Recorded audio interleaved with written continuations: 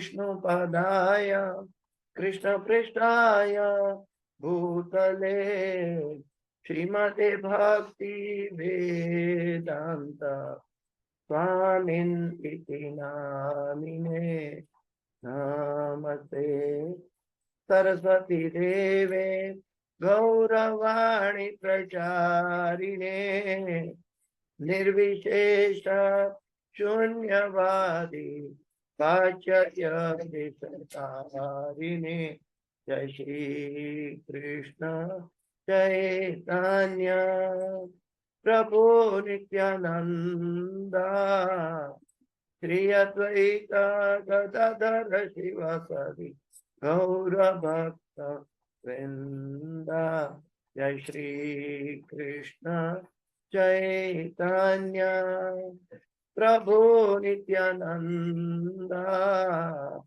श्री अद्वैत गदाधर शिवासादि गौर भक्त वृंद जय श्री कृष्ण चैतन्य प्रभु नित्यानंद श्री अद्वैत गदाधर शिवासादि गौर भक्त वृंद हरे कृष्ण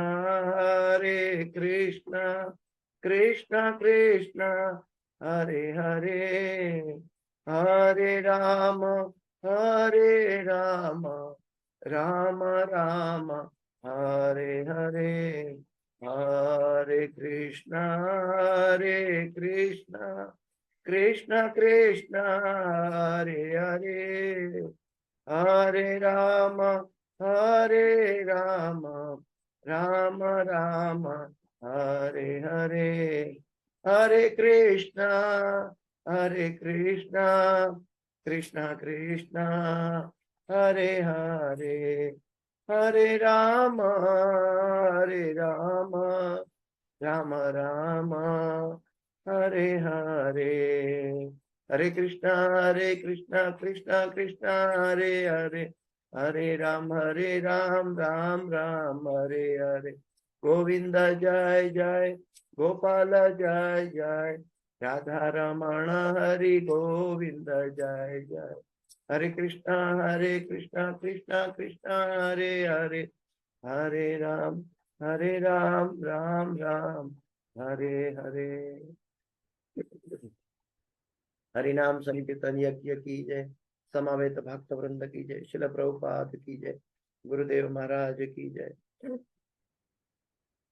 ओम अज्ञानातिमिरान्धस्य ज्ञानाञ्जनशलाकया चक्षुरोन्मिलितं येन तस्मै श्रीगुरुवे नमः श्रीचैतन्यमनोभीष्टं स्थापितं येन भूतले स्वयं रूप गदा मह्यं ददाति स्वपदान्तिकं वन्देऽहं श्रीगुरु श्रीयुतापदकमलं श्रीगुरु वैष्णवांश्च श्रीरूपं साग्रजातं सगणा रघुनाथान्वितं तं सजीवं साद्वैतं सावधूतं परिजन सहितं कृष्ण चैतन्य देवं श्री राधा कृष्ण पादां सहगणा ललिता श्री विशाखान्वितां च हे कृष्ण करुणा सिंधु दीनबंधो जगतपते गोपेश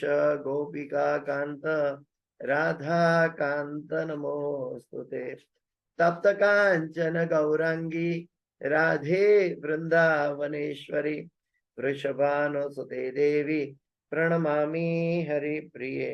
वाञ्छाकल्पतरुभयश्च कृपा सिन्धुभ्य एव च पतितानां पावनेभ्यो वैष्णवेभ्यो नमो नमः। श्री कृष्ण चैतन्य प्रभु नित्यानंद श्री अद्वैत गदाधर श्रीवासादि गौर भक्त वृंद। हरे कृष्ण कृष्ण कृष्ण हरे हरे हरे राम राम राम हरे हरे। जयतां सुरतो पंगोर मम मंदमते गतिर् मत्सर्वस्व पदाम्भोजो राधा मदन मोहनौ कृष्णाय वासुदेवाय देवकी नंदनाय च नंद गोपकुमाराय गोविंदाय नमो नमः गोविंदाय नमो नमः गोविंदाय नमो नमः। नमः पंकजनाभाय नमः पंकजमालिने नमः पंकजनेत्राय नमस्ते पंकजांघ्रिये। पंचतत्वात्मकं कृष्ण भक्तरूप स्वरूपकं भक्तावतार भक्ताख्यं नमामि भक्तशक्तिकम्। ओम नमो भगवते वासुदेवाय ओम नमो भगवते वासुदेवाय ओम नमो भगवते वासुदेवाय। नारायणं नमस्कृत्यं नरं चैव नरोत्तमं देवीं सरस्वतीं व्यासं ततो जयमुदीरयेत्। नष्टप्रायेषु अभद्रेषु नित्यं भागवत सेवया भगवते उत्तम श्लोके भक्तिर्भवति नैष्ठिकी। हरे कृष्ण। तो गुरु और गौरांगा की कृपा से, भगवान की कृपा से और आप सब भक्तों की कृपा से आज श्रीमद् भागवत के उत्तम श्लोक दूसरे स्कंद के 10वें अध्याय जो एंटाइटल है भागवत सभी प्रश्नों का उत्तर है, दूसरे स्कंद का 10वां अध्याय का 41वां श्लोक पे चर्चा करेंगे। 40 का अनुवाद पढ़कर 41 में चर्चा करेंगे। 37 से 40 का अनुवाद पढ़ेंगे और फिर 41 के वे श्लोक पे चर्चा करेंगे।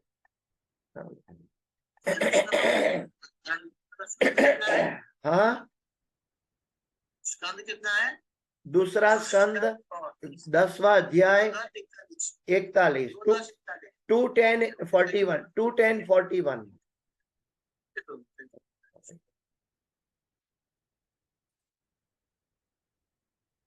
तो पहले बीच में जो 37 से 40 श्लोक है उसका अनुवाद पढ़ेंगे और बाद में 41वें श्लोक पे चर्चा करेंगे। तो प्रभुपाद जी का अनुवाद और तात्पर्य है। अनुवाद और तात्पर्य भाई शिल प्रभुपाद की जय। श्रीमद् भागवतम की जय। व्रज भूमि श्री वृंदावन धाम की जय। हे राजन, मुझसे यह जान लो। सुखदेव गोस्वामी परीक्षित महाराज को कह रहे हैं, वो ही बात सुत गोस्वामी शौनक ऋषि को बता रहे हैं। हे राजन, मुझसे यह जान लो कि सभी जीवात्माएं अपने विगत कर्मों के अनुसार परमेश्वर द्वारा उत्पन्न किए जाते हैं। भगवान के द्वारा हमारी उत्पत्ति है, लेकिन अपने पूर्व कर्म के अनुसार। इसमें ब्रह्मा तथा उनके दक्ष जैसे पुत्र, वैवस्वत मनु जैसे सामायिक प्रधान, इंद्र, चंद्र तथा वरुण जैसे देवता, भृगु ऋषि, व्यास मुनि, वशिष्ठ जैसे महर्षि, पितृलोक तथा सिद्धलोक के वासी, चारण, गंधर्व, विद्याधर, असुर, यक्ष, किन्नर तथा देवदूत, नाग, बंदर जैसे किम पुरुष, मनुष्य, मातृलोक के वासी, असुर, पिशाच, भूत प्रेत, उन्मादी, शुभ अशुभ नक्षत्र, विनायक, जंगली पशु, पक्षी, घरेलू पशु, शरीरों, पर्वत जड़ तथा चेतन जीव, जरायुज, अंडज, स्वेदज तथा उदिभज जीव तथा अन्य समस्त जल, स्थल या आकाश के सुखी दुखी तथा मिश्रित सुखी दुखी जीव सम्मिलित हैं। ये सभी अपने पूर्व कर्मों के अनुसार परमेश्वर के द्वारा सृजित होते हैं। अभी 41वें श्लोक पे जा रहे हैं। सत्वं रजस्तम इति तिस्र सूर नृनारका तत्राप्यैकैकशो राजन् विद्यन्ते गतयस्त्रिधा यदैकैकतरो न्याभ्यां स्वभाव उपहन्यते। तत्वं रजस्तम इति तिस्र सूर नृनारका तत्राप्यैकैकशो राजन् विद्यन्ते गतयस्त्रिधा यदैकैकतरो न्याभ्यां स्वभाव उपहन्यते। सत्वं रजस्तम इति तिस्र सूर नृनारका तत्राप्यैकैकशो राजन् विद्यन्ते गतयस्त्रिधा यदैकैकतरो न्याभ्यां स्वभाव उपहन्यते। अनुवाद और तात्पर्य भाई ऐसी भक्ति वेदांत स्वामी शिल प्रभुपाद की जय। प्रकृति के विभिन्न गुण, सत्वगुण, रजोगुण तथा तमोगुणों के अनुसार विभिन्न प्रकार के प्राणी होते हैं जो देवता, मनुष्य तथा नारकीय जीव कहलाते हैं। हे राजन, यही नहीं, जब कोई एक गुण अन्य दो गुणों से मिलता है तो वह तीन में विभक्त होता है और इस प्रकार प्रत्येक प्राणी अन्य गुणों से प्रभावित होता है और उसकी आदतों को अर्जित कर लेता है।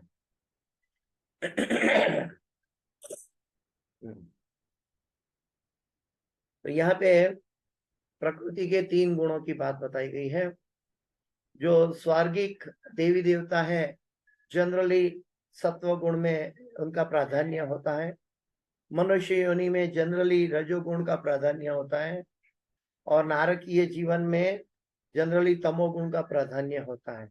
लेकिन साथ साथ एक गुण में रहते हुए भी दूसरे दो गुण जो है उनके प्रति हम प्रभावित हो जाते हैं और उनकी आदतों को अर्जित कर लेते हैं और वो आदत को अर्जित करने से हमारी जो भी क्रियाएं हैं वो भ्रामिक बन जाती है, हमें भ्रम हो जाता है, ड्युअलिटी में आ जाता है।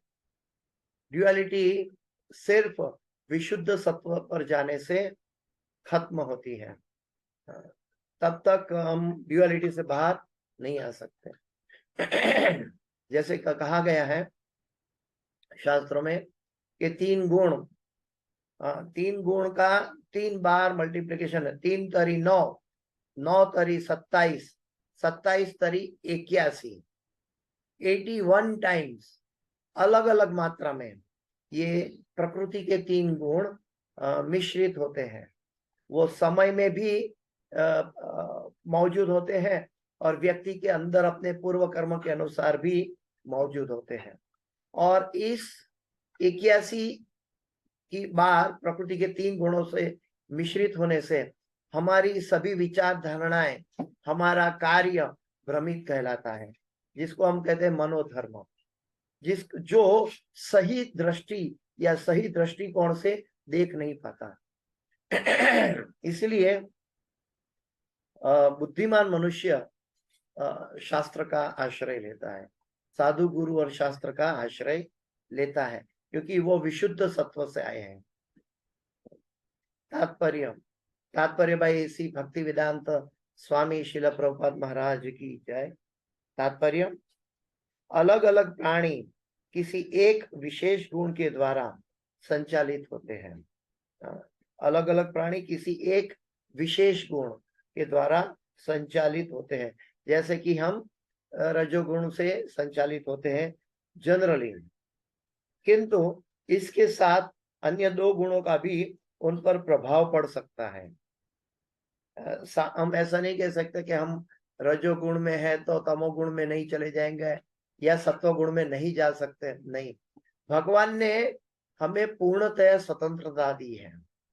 तो भगवान क्योंकि पूर्ण स्वतंत्र है, उनके अंश होने के नाते हमें भी पूर्ण स्वतंत्रता है, और वो स्वतंत्रता के जरिए हम कोई भी गुण से प्रभावित हो सकते हैं। ये सब क्यों होते हैं? ये तीन गुणों से हम प्रभावित क्यों होते हैं? क्योंकि हम भगवान पर आश्रित नहीं होते।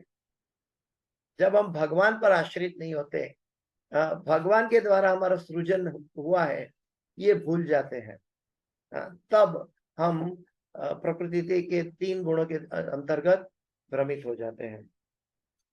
क्योंकि प्रत्येक जीव अपनी इच्छा पूर्ति के लिए प्रकृति पर प्रभुत्व जताना चाहता है। प्रकृति के तीन गुणों के अंदर क्या होता है कि प्रत्येक जीव अपनी इच्छा पूर्ति के लिए प्रकृति पर प्रभुत्व जताना चाहता है। ये वाक्य है ना, प्रभुपाद जी ने बहुत सोच समझकर लिया है और इसको क्या बोलते हैं, कंपोज किया है। ये वाक्य का कंपोज कोई सामान्य मनुष्य के विचार में नहीं आ सकता। ये भक्ति वेदांत स्वामी शिल प्रभुपाद जी ने साफ साफ दर्शन कराने के लिए ये वाक्य को कंपोज किया है। क्या? कि क्योंकि प्रत्येक जीव अपनी इच्छा पूर्ति के लिए प्रकृति पर प्रभुत्व जताना चाहता है। तो इसमें दो कैरेक्टर हैं, जीव अपनी इच्छा पूर्ति, अपनी इच्छा पूर्ति, क्योंकि प्रकृति के गुणों-वश जो हमारा श्रेय नहीं देख सकती वो प्रिय के पीछे भटक जाती है। और प्रकृति पर प्रभुत्व जमाना यानी कि हमारी इच्छाओं को स्थापित करना, हमारी इच्छाओं को कैसे भी बाय हुक और क्रूक कैसे भी हमारी इच्छा के प्रति जागृत रहकर उसको हासिल करना। तो ये भगवान ने हमें स्वतंत्रता दी है, उसका हम कभी कभी दुरुपयोग करते हैं। कैसे समझेंगे? क्योंकि जो भगवान है परमात्मा के रूप में हमारे अंदर विद्यमान है और उपद्रष्टा हनुमंता है, उनके द्वारा उनकी इच्छा से सृष्टि का सृजन हुआ है। महाविष्णु ने दृष्टिपात किया तो महत तत्व आध्यात्मिक आकाश में पैदा हुआ, जिसके अंदर 16 तत्व थे, 5 स्थूल तत्व, 5 स्थूल तत्व, 5 कर्मेंद्रिय और 5 इसके पदार्थ और 11वां मन। तो ये 16 तत्वों के द्वारा महत तत्व का समम बनम है। वो समम बनम के द्वारा पूरी भौतिक प्रकृति का सृजन होता है।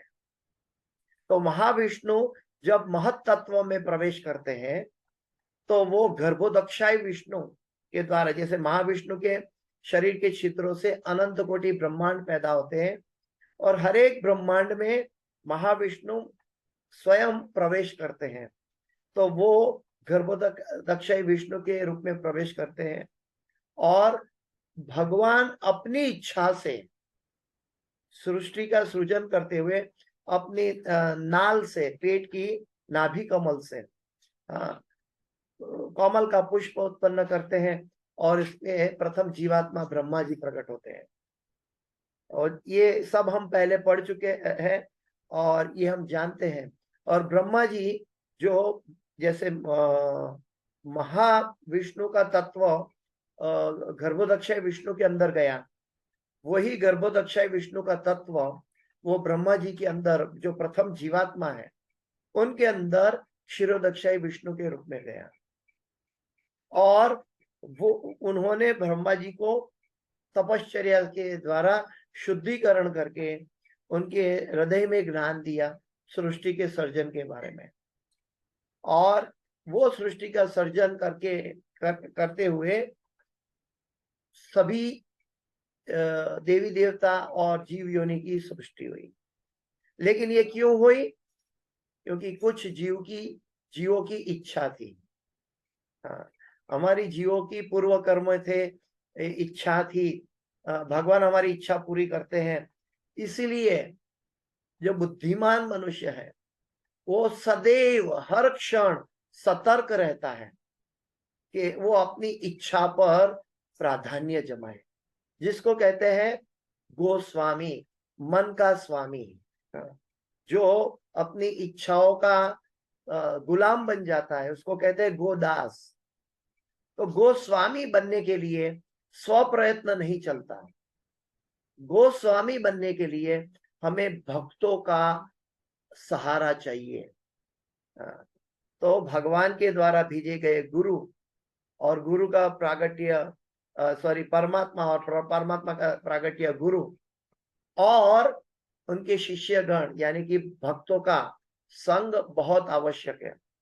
इस संसार में एक ही चीज ऐसी है जो हमारा स्वभाव बदल सकता है, जो ऊर्ध्व गति की ओर ले जा सकता है। इस संसार में एक ही चीज ऐसी है, क्या? भक्तों का संग, शास्त्रों का अध्ययन और भक्तों का संग। क्योंकि भक्त शास्त्र पर निर्भर रहते हैं, इसलिए वो अपने गुरु के वाक्यों पर निर्भर रहते हैं। तो भक्तों का संग है तो हम वो चीज प्राप्त कर सकते हैं। जैसे कि मेरे जेब में 100 रुपया है तो मैं किसी को 80 रुपया या 50 रुपए दे सकता हूँ। लेकिन मेरे जेब में 10 रुपया है तो मैं किसी को 50 या 80 रुपया नहीं दे सकता। ठीक वैसे ही जैसे भगवान के शुद्ध भक्तों के पास ये दिव्य स्वभाव है, ये दिव्य गुण है, ये दिव्य हरि लीला है, ये दिव्य चर्चा है, उनके जरिए हम इस लीला में प्रवेश कर सकते हैं, अन्यथा नहीं। हम पढ़कर एकेडमिक नॉलेज से लीला में प्रवेश नहीं कर सकते। नाम रूप गुण लीला, ये गुण को लांघ भी नहीं सकते हैं, भगवान के गुण को समझ भी नहीं सकते हैं। इसके लिए जिसके पास ये खजाना है, ये भक्तों का संग हमें करना चाहिए। पूरे भागवत इसका निचोड़ है। सुखदेव गोस्वामी ने परीक्षित महाराज को जब बताया तब हजारों ऋषि मुनि वहां एकत्रित थे गंगा नदी के किनारे, और उनमें से एक सुत गोस्वामी थे। और सुत गोस्वामी ने जब इसको दोहराया शौनक ऋषि के 6 प्रश्नों को पूछने पर, तो नैमिषारण्य में 88,000 शौनक ऋषि मौजूद थे। तो सबसे बड़ी बात है, निर्बंधे कृष्ण संबंधे युक्त वैराग्य उच्यते। श्री चैतन्य चरितामृत में बताया कि निर्बंधे कृष्ण संबंधे, जब तक हम कृष्ण से अपना संबंध गुरु के जरिए भक्तों के जरिए नहीं जोड़ते तब तक युक्त वैराग्य होना दुष्कर है। हम भौतिक प्रकृति के 3 गुणों के विक्टिम किसी भी क्षण बन सकते हैं। इसीलिए हमें याद रखना चाहिए कि ये कई भक्तों का अनुभव है।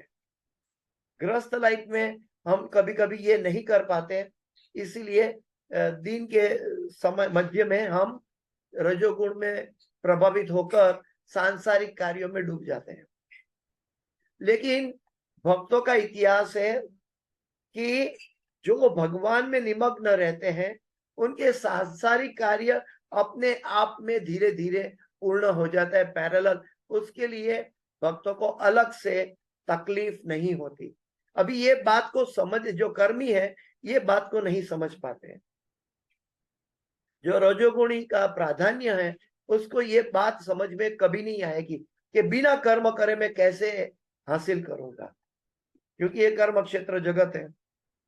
लेकिन भक्त उसी कर्म क्षेत्र को भक्ति क्षेत्र बना देता है। जब भक्ति क्षेत्र हो जाता है तो ये सब दिव्य स्तर पर चला जाता है। भक्तों का संग ही हमारा स्वभाव बदल सकता है। साधु संग सर्व शास्त्र कहे, लव मात्र साधु संग सर्व सिद्धि है। यहाँ पे आगे बताते हैं कि किंतु पृथक से रजोगुण होने पर भी अन्य गुणों में होने से उनके द्वारा प्रभावित हो जाने की संभावना सदैव बनी रहती है। यदि कोई अच्छी संगति करता है तो वह सतोगुणी कहलाता है, हो सकता है, और यदि कुसंगति करता है तो तमोगुणी बन सकता है। लेकिन कुछ भी एक ही तरह से नहीं घटता है, कुछ भी एक ही तरह से नहीं घटता है। इसका प्रमाण हम एकेडमिक, अगर हमारे अंदर एकेडमिक भी बुद्धि है तो हम देख सकते हैं। कैसे?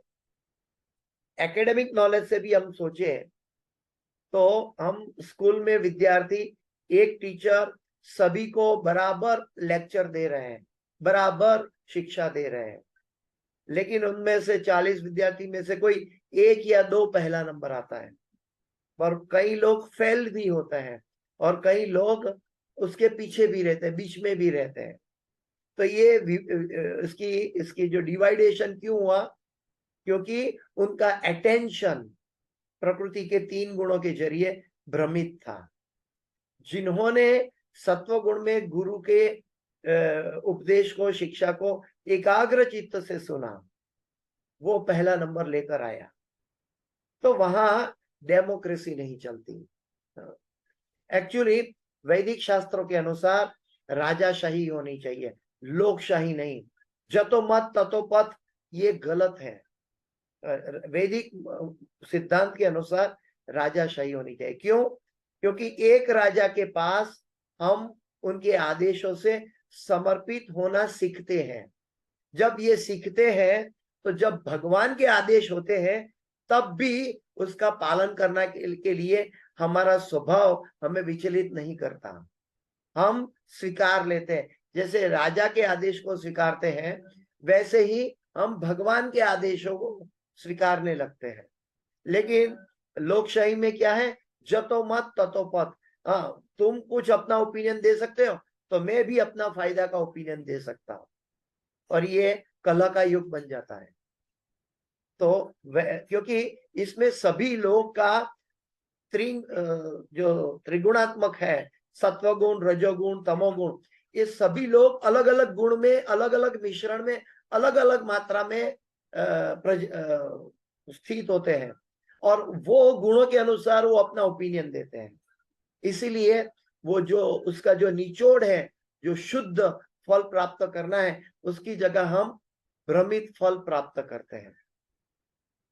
ये इलेक्शन में भी ये सिद्धांत लागू होता है, और साथ साथ हमारे निजी जीवन में भी ये सिद्धांत लागू होता है। हमारे निजी जीवन में, निजी परिवार में भी ये सिद्धांत लागू होता है। और जब हम शुद्ध सत्व में रहेंगे तो हमें परिवार हमारा ओपोज नहीं हो जाएगा। हाँ, मैंने देखा है मैंने देखा है कि एक माताजी एक माताजी नहीं, कई माताजी का एग्जाम्पल मैंने देखा है कि उनके पति उनके साथ कोऑपरेट नहीं कर रहे हैं संसार में, मतलब आध्यात्मिक यात्रा के लिए कोऑपरेट नहीं कर पा रहे हैं। वैसे संसार में वो निमग्न है, सभी श्रेष्ठ पति भी है, लेकिन आध्यात्मिकता में वो साथ में नहीं चलते हैं। लेकिन अगर माताजी की साधना भगवान के प्रति दृढ़ हो जाए तो माताजी का संग से प्रभु जी भी भक्त बन सकते हैं। ऐसा मेरे सामने एक माताजी है अमेरिका में, जो मुझे डेली अपनी डायरी भेजते हैं। डेली वो क्या करते हैं, वो मुझे मेंटर मानते हैं और वो डेली डायरी भेजते हैं। तो डायरी में लिखते हैं कितने बजे उठे, कितना चैंटिंग कितने बजे तक किया, 16 माला कितने बजे तक पूरा हो गया, फिर कितनी पढ़ाई की शास्त्रों की, कितने बार भागवत क्लास को सुना, कितने बजे सो गए, ये उसकी दिनचर्या। और जो पढ़ा जो सुना, ये सब का जो तात्पर्य उसको सार में उन्होंने समझा, वो संक्षिप्त में नीचे लिखते हैं। और ऐसे डेली अपना पिछले 2 साल से अपनी डेली डायरी मुझे भेजते हैं। तो वो ऐसे वो अपना वो ट्रांसपेरेंट थे, माताजी ट्रांसपेरेंट है। तो चाहते थे कि मेरे पति जो दूसरे भाव में प्रकट होते हैं, उनको मैं कैसे भक्त बनाऊं। लेकिन उनको तीव्र चर्चा इच्छा थी कि मैं अपने पति को भक्त बनाऊं। तो अपने उनके जब ये भक्ति करते थे तो उनके पति कहते थे कि देखो, तुम्हें जो करना है भक्ति करो, कोई बात नहीं है, लेकिन हमारी दिनचर्या में विघ्न नहीं आना चाहिए। तो उनके बच्चे और उनके बच्चे के पालन में या उनके पति के पालन में उनको विघ्न नहीं आना चाहिए, उन्होंने कहा। तो वो 6 बजे उठते हैं, तो माताजी 3 बजे उठ जाते हैं। अमेरिका में रहते हुए माताजी 3 बजे उठते हैं और सुबह में 6 बजे से पहले उनका चैंटिंग पूरा कर लेते हैं। फिर जब बच्चों के लिए नाश्ता बनाते हैं, तब प्रभुपाद जी का या अपने गुरुवर्य का क्लास सामने ब्लूटूथ स्पीकर से चालू करके प्लेटफॉर्म पे रख देते हैं। यानी कि अलग से समय नहीं देना पड़ेगा। और वही भागवत क्लास सुनते सुनते ब्रेकफास्ट बना रहे हैं, भगवान की हरि चर्चा सुनते सुनते ब्रेकफास्ट बन रहा है। और वो ब्रेकफास्ट उनके संतान और पति खा रहे हैं। उसके बाद क्या होता है कि वो दिन में भी सुनते हैं, दिन में भी माताजी जब वो अपने कार्य में चले जाते हैं, माताजी भी अपने, वो भी जॉब कर रही है माताजी भी, तो वो भी अपने जॉब में जाती है, फिर शाम को आती है। तो उन्होंने अपने पति को एक रिक्वेस्ट किया कि आप मुझे 10 मिनट, मैं आपके लिए पूरी सुबह की परिचर्या आपकी पूरी करती हूँ, शाम को मुझे 10-15 मिनट दीजिए। तो पति ने आउट ऑफ लव पत्नी की बात मानते हैं, क्योंकि वो आध्यात्मिक शक्ति के साथ माता जी बोल रही है। तो पति ये सुनकर बोलते ठीक है, 15 मिनट में आपको दूंगा। तो वो माता जी बोलते चलो हम सब साथ में बैठ के, बच्चों के साथ बैठ के एक माला हरे कृष्ण महामंत्र की करें। जब ये एक माला हरे कृष्ण महामंत्र की करना शुरू किया, आज उनका पति 20 माला कर रहा है और 2 साल के अंदर, और वो हिज होलीनेस राधानाथ स्वामी महाराज से दीक्षा पाने का इच्छुक बन गया। ये उनके संतानें भी अच्छी तरह माँ बाप के आचरण से संतानें भी कृष्ण भावना भावित बन गई है, जो बिल्कुल ऑपोजिट थे, जो बिल्कुल ऑपोजिट थे। तो ये 2 साल से चल रहा है। माताजी ने अपनी आध्यात्मिक यात्रा बहुत तीव्रता से बढ़ाई और भगवान को निरंतर प्रार्थना करती रही कि प्रभु आपका दिया हुआ परिवार आपको, आपका प्रेमी बने, आप अपने प्रेम में उसको डुबाओ। ये मेरी प्रार्थना है, मेरी साधना की प्रार्थना है कि आपका दिया हुआ परिवार को आपका प्रेमी बनाओ। तो ऐसे वो माताजी इतनी सफल हुई। अभी अभी वो वहां की इस्कॉन की सेमिनार की ट्रिप थी, वो ट्रिप में सब पूरा परिवार गए थे, उनको बहुत आनंद आया। अभी उन्होंने दीक्षा के लिए जो जो आवश्यकता है वो एग्जाम भी पास कर ली, आईडीसी वगैरह, और अभी गुरु महाराज वहां जाएंगे तो दीक्षा के लिए तैयार रहे। माता जी कहती है मैं अपने पति के साथ दीक्षा लूंगी और संतानें हमको बाद में फॉलो करेंगे। तो ये चीज अमेरिका में काम करती हुई महिला का, माता जी का ये दिनचर्या है, जो 2 साल से वो मुझे अपना दैनिक कार्य मुझे कभी लेट हो गई सोने में तो वो भी लिखती है, कभी लेट उठी और चैंटिंग लेट हो गया वो भी लिखती है, एकादशी के दिन 32 माला करती है वो भी लिखती है। मतलब कभी सुनने का प्रोग्राम नहीं हो पाया, वो भी लिखती है कि 0 मिनट सुना है मैंने। तो मतलब वो इतनी ट्रांसपेरेंट है ताकि वो फोकस रह सके, ताकि वो अपने समय का स्लॉट के अनुसार कार्य कर सके। हम समय के स्लॉट के अनुसार कार्य नहीं करते, इसलिए 24 घंटा हमें कम पड़ता है। ये मैं इसलिए ये सब सब्जेक्ट इसमें ऐड किया, क्योंकि हमें भक्तों का संग कैसे करना है, भक्तों का संग हमारी निजी परिवार के अंदर कैसे करना है, हम अपने परिवार को कैसे भक्त बना सकते हैं। परिवार में तो रहना पड़ेगा 24 घंटा, तो कैसे परिवार भक्त बन जाए, कैसे उनकी उन्नति हो, और उनकी उन्नति देख के हमारा आत्मा संतुष्ट हो जाएगा।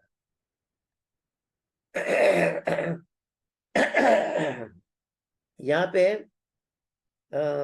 है प्रभावित होने की संभावना सदैव बनी रहती है। यदि कोई अच्छी संगति करता है तो वह सतोगुणी हो जाता है, और यदि कोई कुसंगति करता है तो तमोगुणी बन सकता है। लेकिन कुछ भी एक ही तरह से घटित नहीं घटता है। ये वाक्य अभी बहुत स्ट्रॉन्ग प्रभुपाद जी बता रहे हैं। मनुष्य अच्छी या बुरी संगति से अपना स्वभाव बदल सकता है। मनुष्य अच्छी या बुरी संगति से अपना स्वभाव बदल सकता है। यानी कि हमारे परिवार के अंदर भी हम अपनी संगति, अपनी उन्नत संगति देकर उनका स्वभाव बदल सकते हैं, क्योंकि आध्यात्मिक शक्ति को हराना भौतिक शक्ति का कार्य नहीं है। इसलिए यत्र योगेश्वर कृष्ण यत्र पार्थो धनुर्धर तत्र श्री विजयो भूति ध्रुवा नीतिर्मतिर्मम। अतः अच्छे तरह बुरे में भेद कर सकने के लिए बुद्धिमान होना आवश्यक है। अच्छे तरह बुरे में भेद करना, कभी कभी दोनों चीज अच्छी दिखाई देती है। कभी कभी हम भ्रमणा में क्यों होते हैं कि एक चीज भी अच्छी दिखाई देती है, और दूसरी चीज भी कि भाई मैं चैंटिंग कर रहा हूं और दूसरी तरफ क्लास चल रहा है, मैं कहाँ जाऊं। दोनों चीज अच्छी दिखाई दे रही, तो भ्रमणा होती है कि मैं कहाँ जाऊं। हम भ्रमित हो जाते, क्या करें। तो सबसे पहला हमारा कर्तव्य है कि दीक्षा के समय गुरु की आज्ञा का पालन करना। तो हमारे लिए जीवन का परम लक्ष्य 16 माला और 4 नियमों का पालन करना है। ये हो गया अपने समय के स्लॉट के अनुसार, तो हम बाकी के समय में अपना आध्यात्मिक विषय में समय व्यतीत कर सकते हैं। मैं क्षमा चाहता हूँ, आज मेरा थोड़ा गला खराब है, इसीलिए मुझे तकलीफ हो रही है। थोड़ी ह्यूमिड और ठंडी और गर्मी की वजह से थोड़ा कफ और सर्दी हो रहा है, इसलिए मैं क्षमा चाहता हूँ। तो और उस संगति से सॉरी, तो सर्वोत्तम अतः अच्छे तरह बुरे में भेद करने के लिए, तो कोई बुरा नहीं है भागवतम क्लास सुनना, वो बुरा नहीं है, लेकिन प्रायोरिटी चैंटिंग को चली जाती है। लेकिन अगर 16 माला हो गई और 32 माला करने की इच्छा है, और फिर 16 और 32 के बीच में भागवतम है, तो हमें भक्तों के संग में भागवत सुनना है पहले, क्योंकि बाकी की 32 माला जो करनी है, 16 माला, वो हम अकेले में भी कर पाएंगे, लेकिन भक्तों का संग मिला है, वो अपॉर्चुनिटी हम नहीं खोना चाहिए। तो कब चैंटिंग को प्राधान्य देना है, कब भागवत क्लास को प्राधान्य देना है, ये चीज हमें अच्छी तरह जान लेना चाहिए। अतः अच्छे तथा बुरे में भेद कर सकने के लिए बुद्धिमान होना आवश्यक है। सर्वोत्तम संगति तो भगवान के भक्तों की सेवा होती है। सर्वोत्तम संगति भगवान के भक्तों की सेवा होती है। नारद मुनि का जीवन हम सबको मालूम है। उन्होंने ही बताया अपने पूर्व जन्म में, अपने माता ऋषि मुनियों की दासी थी, सेविका थी, और उनके उच्छिष्ट जो पड़े रहते थे खाने के समय, वो उच्छिष्ट वो नारद मुनि, वो सेविका अपने पुत्र संतान जो कि आगे जाके नारद मुनि बनने वाला है, वो संतान को ऋषि मुनियों का उच्छिष्ट खिला रही थी। महाप्रसाद, उनको मालूम भी नहीं था, सुकृति मिलती गई। और भक्तों की सेवा का प्रमाण क्या हुआ कि अगले जन्म में वो नारद मुनि बने। और नारद मुनि कैसे बने? वो रियल टच स्टोन है, प्रभुपाद जी जैसे रियल टच स्टोन है। क्यों? क्योंकि जहां जहां जो भक्त के भक्ति में नारद मुनि जुड़े, वो भक्त कृष्ण प्रेमी बन गया, कृष्ण को पा लिया।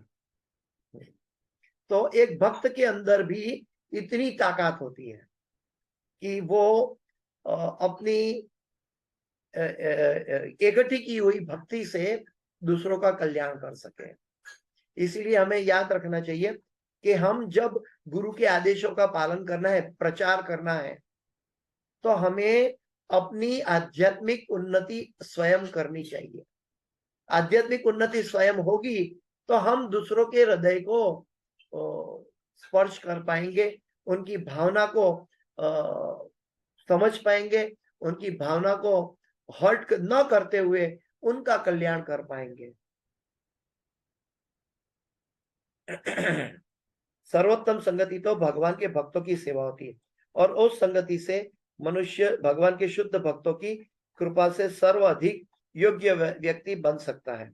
जैसा कि हाँ, जो यहाँ प्रभुपाद जी भी वही उदाहरण दे रहे हैं, जैसा कि हम श्रील नारद मुनि के जीवन में देख चुके हैं, वे केवल शुद्ध भक्तों की संगति से सर्वाधिक योग्य बन सके हैं। वे जन्म से एक दासी के पुत्र थे, और वे अपने पिता तक को नहीं जानते थे, और न उनमें न्यूनतम शैक्षणिक योग्यता ही थी, यानी कि एकेडमिक नॉलेज भी नहीं था।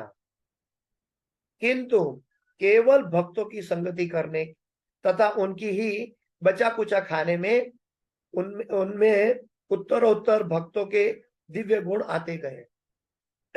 हम और एक उदाहरण ले सकते हैं, जैसे भागवत सभी भक्तों की गुणों की चर्चा है, वैसे भगवान के पार्षद या भगवान की श्री चैतन्य महाप्रभु की चैतन्य चरितामृतम भी वो उच्च कक्षा के भक्तों की चर्चा है। तो हम एक एग्जाम्पल ले सकते हैं। कई बार हम सोचते हैं कि हमें महामंत्र का जाप करने में मन नहीं लगता, लेकिन ये महामंत्र हमारे हाथ में एक एटम बम है। उसकी महत्ता को के लिए चैतन्य चरितामृत में भी कई भक्तों के जरिए भगवान ने लीला प्रकट की है। तो नाम रूपे गुण नाम रूपे अवतार भगवान, कली काले नाम रूपे कृष्ण अवतार, ये साबित करने के लिए हाँ, एक ऐसी लीला हुई नामाचार्य हरिदास ठाकुर के जरिए। हमारा इस ब्रह्मांड में सबसे बड़ा दुश्मन काम है, जो मन के अंदर रहता है, और काम की प्रपोजल आने में 100 में से 99% लोग जो शुद्ध नहीं है वो विक्टिम हो जाते हैं।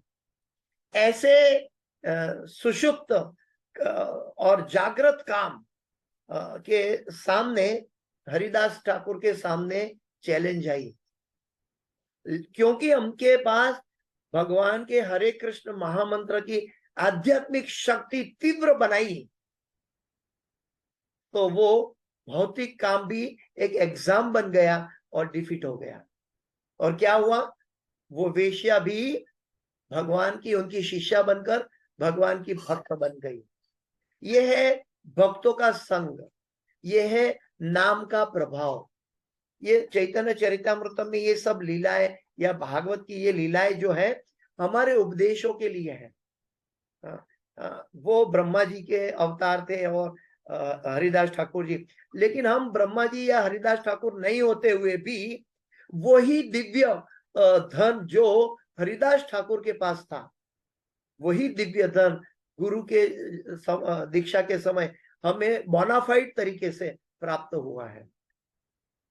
और इतना बोनाफाइड धन के लिए हम एकाग्र नहीं है।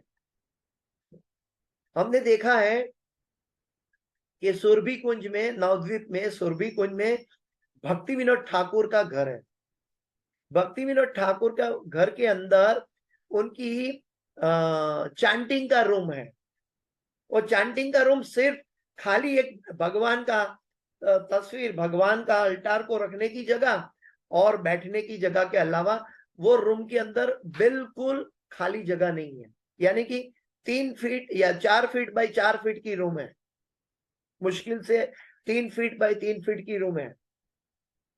और वो एकाग्र चित्त से वो चैंटिंग करते थे। चैंटिंग की इतनी प्राधान्यता थी। जब चैंटिंग की प्राधान्यता होगी, हमारा स्वभाव तो बदल ही जाएगा, बल्कि हम दुनिया के लोगों का कल्याण कर पाएंगे। मैंने देखा है, अभी अभी हम ब्रज में हैं, तो शिला प्रभुपाद जी के क्वार्टर में सभी कई भक्त चैंटिंग करते हैं। तो अलग अलग रूम में सभी कई भक्त बैठ के चैंटिंग करते हैं। तो मैंने देखा कई भक्त क्या करते हैं, दरवाजे के पीछे जाके छुप कर, एक तरफ प्रभुपाद जी का सभी वस्तुएं रखी है, दिव्य वस्तुएं रखी है प्रभुपाद जी की उपयोग की हुई, और एक तरफ दरवाजा का पिछला हिस्सा है, और दरवाजा का पिछला हिस्सा और वो प्रभुपाद जी का कबाड़ का दरवाजा जगह है, उसके बीच में छोटी सी जगह पड़ती है, सिर्फ 2 फुट बाई 2 फुट, और उसके अंदर बैठ के भक्त अपनी आंख बंद करके तीव्रता से चैंटिंग कर रहा है। और वो तीव्रता से, ताकि वो दरवाजा खुला है, दरवाजा का पिछला मुंह दिखता है, ताकि उनकी दृष्टि भटके नहीं, हाँ, ताकि उनके अंदर कोई विचार ना आए। जब आध्यात्मिकता में ये फोकस्ड है, तीव्रता है, तब दूसरा भौतिक विचार की ताकत नहीं है वो बीच में आए, और वो एकाग्रता से चैंटिंग करते हैं।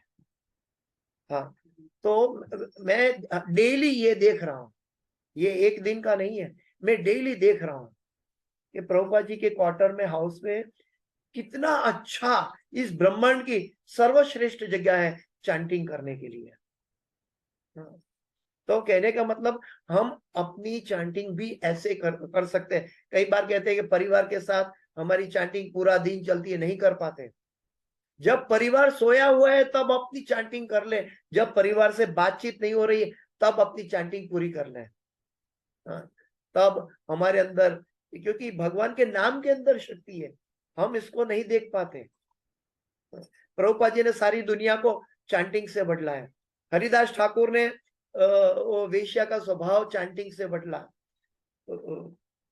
नारद मुनि का स्वभाव ऋषि मुनियों का संग और उनका उच्चिष्ट गाने से चेंज हो गया। और हमारे सामने आज की तारीख में भी कई भक्तों का परिवार कृष्ण भावना भावित हो गए हैं। इसका मेन जो आधार है, आध्यात्मिक शक्ति को संग करना, और जिसके पास ये आध्यात्मिक शक्ति है, ऐसे भक्तों से हरि कथा सुन लेना। ये हमारा हृदय का स्वभाव, मन का विचार बदल सकता है, और ऐसे हम धीरे धीरे क्रमशः भक्ति में निपुण हो जाते हैं। हमारा उद्देश्य हमें अपने आप को श्रेष्ठ साबित करना नहीं है। हम सबके बराबर हैं, पंडिता समदर्शिना, हम सबके बराबर हैं। हिज होलीनेस भक्ति चारू महाराज ने बहुत अच्छा कहा कि भगवान के धाम में अगर हमें प्रवेश करना है तो हमें आत्मा के कद का बनना पड़ेगा, यानी कि हमारे बाल के 10,000वां हिस्सा। तो उस समय अगर हमारा शरीर का नाम, प्रतिष्ठा, ये सब अगर हमारे साथ लेके चलना है, तो वो बाल के 10,000वें के हिस्से के अंदर हम अंदर नहीं आ सकते। हमें इस भौतिक जगत में स्थूल शरीर के रूप में रहना पड़ेगा। हमें चिंतामणि धाम में जाना है, तो महाराज ने बहुत अच्छे से बताया कि भगवान के गोलोक धाम का जो दरवाजा है, एंट्री दरवाजा, वो हमारे बाल का 10,000वां हिस्सा की साइज का है, यानी कि वहां मन और बुद्धि भी नहीं जा सकता। जो सूक्ष्म से सूक्ष्मतर मन और बुद्धि दिखती है भौतिक जगत में, वो भी नहीं जा सकती, सिर्फ आत्मा का प्रवेश होता है। और आत्मा तब प्रवेश कर सकता है जब वो इच्छा रहित हो गया, या तो उनकी इच्छाएं सिर्फ और सिर्फ तीव्रता से भगवान को पाने की हो गई, भगवान को प्रेम करने की हो गई, भगवान की सेवा करने की हो गई, भगवान के भक्तों को पाने की हो गई। हाँ, तब वो गोलोक वृंदावन के द्वार में प्रवेश कर सकता है। यानी कि अगर हम प्रचार करते करते अपना नाम प्रतिष्ठा बढ़ाना चाहते हैं तो हम आगे नहीं बढ़ सकते हैं, हम अपना पतन कर रहे हैं। दूसरों का तो होगा ही होगा, लेकिन अपना कर रहे हैं। हमें याद रखना है कि हमें तृणादपि सुनीचेन तरोरपि सहिष्णुना अमानिना मान देना कीर्तनिया सदा हरि, ऐसे बनना होगा। तो आगे बताते हैं कि वे जन्म के दासी के पुत्र थे, वे अपने पिता तक को नहीं जानते थे और न उनमें न्यूनतम शैक्षणिक योग्यता थी, किंतु केवल भक्तों की संगति करने तथा उनका ही बचा कुचा खा लेने से उनमें उत्तर भक्तों के दिव्य गुण आते गए। चैतन्य चरितामृतम में बता गया है, भक्त पदे धूलि भक्त पदे जल भक्त उचिष्ट यही तीनों महाबल। तो ऐसी संगति करने के कारण उनमें भगवान की दिव्य महिमा सुनने को तथा और कीर्तन करने की प्रवृत्ति उभरती गई। उत्साहात निश्चयात धैर्य तत्त कर्म प्रवर्तना। हम तो सुषुप्त रहते हैं क्योंकि बॉडी थक जाती है, माइंड थक जाता है, हम दूसरा एंगेजमेंट देख रहे हैं, इच्छते हैं क्योंकि वही स्वभाव है, तो हम थक जाते हैं। लेकिन हमारा उत्साह जो श्रवण में होता है वो तीव्रता से होना चाहिए। तीव्रेण भक्ति योगेन यजेत पुरुष परम, तीव्रता से होना चाहिए। और चूंकि भगवान की महिमा भगवान से अभिन्न है, भगवान की महिमा, भगवान का नाम, भगवान के भक्तों का संग, ये सब भगवान के से एक तरह से अभिन्न है, क्योंकि भगवान के भक्तों के हृदय में भगवान रहते हैं। साधवो हृदयम मैया, भगवान के भक्तों के हृदय में भगवान रहते हैं। यानी कि भगवान के शुद्ध भक्तों का संग भी भगवान का संग हो जाता है। हम जब तक बाह्य दर्शन करेंगे कि मेरे शिक्षा गुरु ने मुझे डांटा था, मुझे ये प्रभु जी का क्लास अच्छा लगता है, वो प्रभु जी का क्लास अच्छा नहीं लगता, इस प्रभु जी तो सामान्य बातें बताता है, एक ही एक बात दोहराते हैं लेकिन कुछ नया नहीं लाते हैं। अगर नया लाते तो भी हम याद नहीं रख सकते हैं क्योंकि हम भौतिक जगत में हैं। तो मेरे शिक्षा गुरु ने मुझे डांटा था कि मैंने कहा कि मुझे आपका क्लास सुनना अच्छा लगता है, दूसरों का क्लास सुनना अच्छा नहीं लगता। तो उन्होंने मुझे डांटा, ये क्या कुदृष्टि की बात कर रहे हो, कुविचार की बात कर रहे हो। मैं बोला क्यों? मुझे अच्छा लगता है। मैंने कहा नहीं, तुम भागवत क्लास सुन रहे हो, व्यक्ति को नहीं सुन रहे हो। लेकिन हम क्या करते हैं, व्यक्ति का दर्शन करते हैं। इस प्रभु जी का क्लास है, इस माता जी का क्लास है, व्यक्ति को नहीं देखना है हमें। प्रभुपाद जी के, सुखदेव गोस्वामी के, सुत गोस्वामी के, शौनक ऋषि के, वेद व्यास जी के और नारद मुनि के, चैतन्य महाप्रभु के, प्रभुपाद जी के गुरु के उपदेशों को सुन रहे हैं। और ये कितना कीमती है। हाँ, चाहे आहूजा के स्पीकर से निकले, चाहे HMV के स्पीकर से निकले, चाहे कोई भी स्पीकर से निकले, लेकिन उपदेश तो क्या है। तो हम स्पीकर को ना देखें, सूक्ष्म बनने की कोशिश करें, उपदेशों के प्रति हमारा ध्यान केंद्रित करें, क्योंकि उसके अंदर आध्यात्मिक शक्ति है, व्यक्ति के अंदर नहीं है। कोई भी व्यक्ति, कोई भी डेड शरीर अपने आप कार्य नहीं कर सकता, प्रकृति भी अपने आप कार्य नहीं कर सकती, इवन वहां तक कि आत्मा भी अपने आप कार्य नहीं कर सकता। आत्मा को भी उपद्रष्टा अनुमंता है। और आत्मा जब भौतिक प्रकृति के प्रभाव में हो जाता है, कृष्ण को भूल जाता है, तो गलत विचारों में अपना पतन कर लेता है। अतः शब्दोच्चारण कीर्तन के कारण उन्हें भगवान की प्रत्यक्ष संगति प्राप्त हो सकी।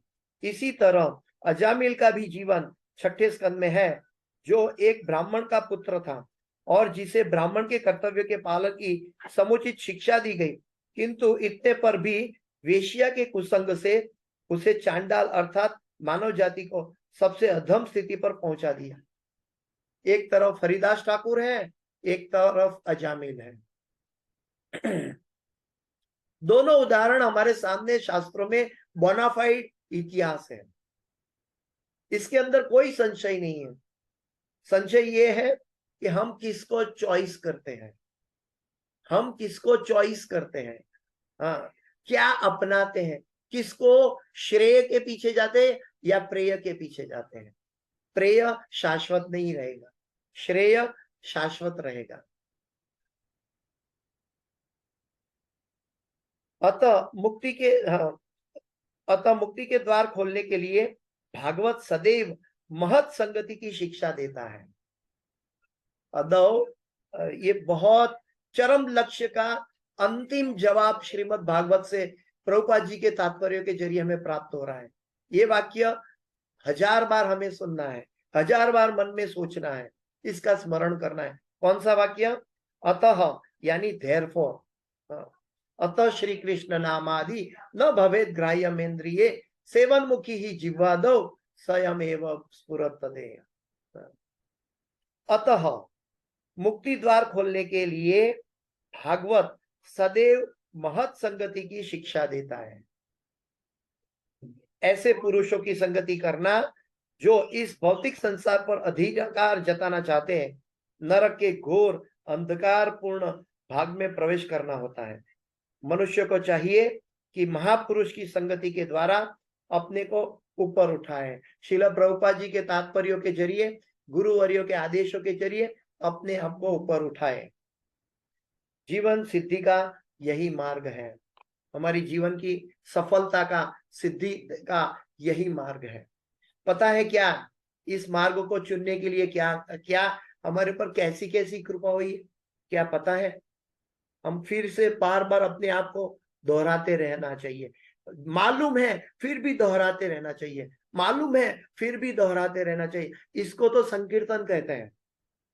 बार बार हरे कृष्ण महामंत्र गाया जाता है, बार बार उसको दोहराया जाता है, इसको संकीर्तन कहते हैं। नाम संकीर्तनम यस्य सर्व पाप प्रणाशनम प्रणामो दुख सम नमः तम नमामि हरि परम। हमें बार बार भगवान की कृपा का दर्शन करना चाहिए कि भगवान हमें भूखा उठाते हैं, भूखा सुलाते नहीं है। भगवान हमारी एक एक क्षण, हमारी एक एक सांस के पीछे भगवान की कृपा, जैसे अटलांटिक या पैसिफिक ओशन का दरिया की जितनी इतनी करुणा है भगवान की, ये करुणा हमारा एक सांस प्रदान कर रही है। ये हमारा सांस कितना कीमती है। ये सांस के द्वारा हमें जीवन का परम लक्ष्य हासिल करने का, हमें ऐसा नहीं कि 2 दिन दिया, 4 दिन दिया, भगवान ने पूरा मनुष्य जीवन दिया। लेकिन फिर भी अगर हम जागृत नहीं है तो हम मंद बुद्धि कहलाएंगे। फिर हमें ऐसी योनि प्राप्त होगी जो सुषुप्त क्या बोलते हैं, क्षणिक लाभ के पीछे भागेंगे।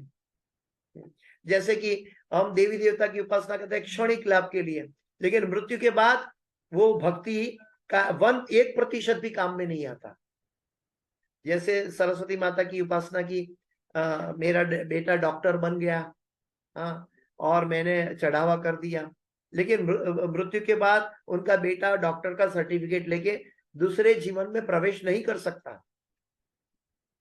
तो ये क्षणिक लाभ है। लेकिन भगवान की भक्ति, भक्तों का संग, प्रभुपाद जी की ये जो भवसागर की बोट है उसको तैर करके भगवत धाम जाना, ये तो कोई क्या बोलता है, जीवन छगो कहते हैं गुजराती में। जीवन छगो, जो मुमुक्षु है, जिसको अत्यंत लोभी है भगवान को प्राप्त करने का, वो लोभ जिसके अंदर बढ़ गया है, लौल्यम बढ़ चुका है, वो व्यक्ति भक्तों से, हरि चर्चा से कभी दूर नहीं जाएगा। यहाँ पे मैं अहमदाबाद में भी रहता था, अभी यहाँ वृंदावन धाम में भी रह रहा हूं, लेकिन यहाँ का वातावरण एक ऐसा है कि चारों तरफ हम देखते हैं कि सभी लोग कोई ना कोई धार्मिक एक्टिविटी में जुड़े हुए हैं। इतनी धार्मिक है, भगवान से प्रेम करने की, सेवा करने में कहीं ना कहीं लोग किसी ना किसी तरह से जुड़े हुए हैं। हमें कुछ और दिखाई नहीं देता, कर्मी लोग दिखाई नहीं देते, और कर्म करते हुए भी किसी ना किसी माध्यम से, इवन ब्रजवासी भी, भाई हमारे माँ के बिहारी हैं, भाई हमारी राधा रानी है, हाँ? उनको मन में दूसरा विचार अपनी सीमा के परिये वो सोचते ही नहीं। अपनी राधा रानी, अपने कृष्ण कन्हैया, इसके अलावा गिरिराज, अपने गिरिराज जी, अपनी यमुना जी, अपने राधा कुंड श्याम कुंड, हाँ, अब ये बरसाना नंदगा, ये सब विचारों में, ये सब सेवाओं में हम दूसरा कोई दूसरे को इवन चर्म चक्षु से भी देखे तो भक्त ही भक्त नजर आते हैं। ये रियल ओरिजिनल गोलोक वृंदावन जैसा है। तो ये एक अनमोल अवसर है, प्रभुपाद जी की कृपा से मिला है, गुरु की कृपा से मिला है, श्रीमद् भागवत की कृपा से मिला है, और आप सब भक्तों की कृपा से मुझे गुरु की सेवा करने का मौका मिला है। मैं आप सबको सबका भी ऋणी हूँ जो मेरे गुरु की सेवा करने का मौका दे रहे हैं। तो इस कथा की, इस क्लास की कोई भी सुकृति है वो मेरे गुरु महाराज हिज होलीनेस जय पताका स्वामी आचार्यपाद गुरु महाराज को समर्पित करता हूँ।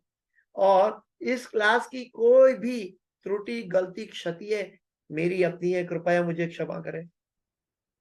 वांछा कल्पतरुभ्यश्च कृपा सिंधुभ्यैव च पतितानां पावनेभ्यो वैष्णवेभ्यो नमो नमः। अनंत कोटि वैष्णव वृंद की जय, शिल प्रभुपाद की जय, गुरु महाराज की जय, समावेद भक्त वृंद की जय। हरे कृष्ण।